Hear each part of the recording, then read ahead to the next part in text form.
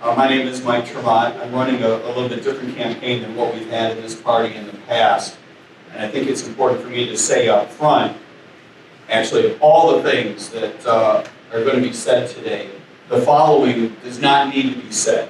I am not the good looks and charm candidate in this race, okay? As though that needed to be said. Indeed, if there's anything that I say today that makes you feel warm and fuzzy and good about the direction your government is going, we are miscommunicating. We're miscommunicating in a really important way. I spend a lot of time talking about criminal justice reform. And it's not just because a year and a half ago I retired from my second career as a police officer after 11 and a half years on the road. It's because we have the world's most oppressive criminal justice system in this country. When you consider what it does in conjunction with an insanely counterproductive war on drugs, I really believe that that is the case. We have a big cultural problem. I think we're going the right direction slowly, but there's some specific things that we can do to accelerate that. My primary idea is to replace qualified immunity with liability insurance, but there's a raft of other things that we need to talk about. We're also going the wrong direction in terms of a lot of economic policy. I spend a lot of time talking about monetary policy, and that's not just because I've got a lot of experience with the Federal Reserve System, which I have. I've met with the Federal Reserve Board and the board itself. My research on the banking industry has been cited by the Federal Reserve Chairman himself. I've worked with a lot of Federal Reserve economists, terrific people, but they cannot live up to the mandate that has been handed the Federal Reserve System.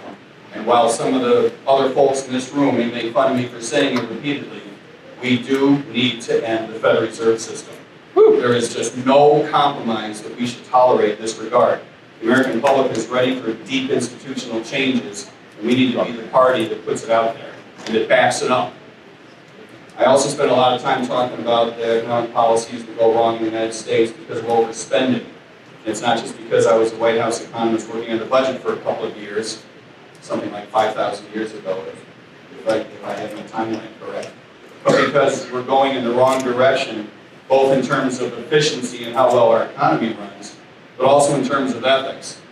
We're now putting $31 trillion. I haven't checked in the last hour. I hope that number is not off terribly. Some of you, I know, pay a little more attention to detail than I probably should. I think it's $31 trillion.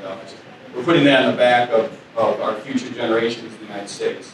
To the extent to which that, we can plausibly claim to care about fellow Americans, we need to do something about that, and pronto.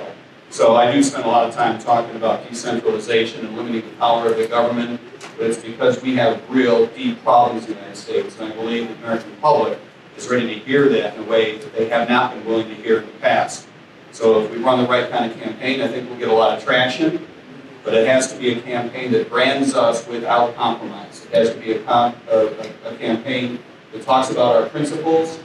We need to lead with our principles. I believe it's our best weapon. You know as well as I do, the Republicans and Democrats have plenty of weird weapons at their disposal, and they use them. We need to talk honestly and openly, and we need to be forthright, and we need to stick by our principles, and that's why I'm in the race. Thanks a lot.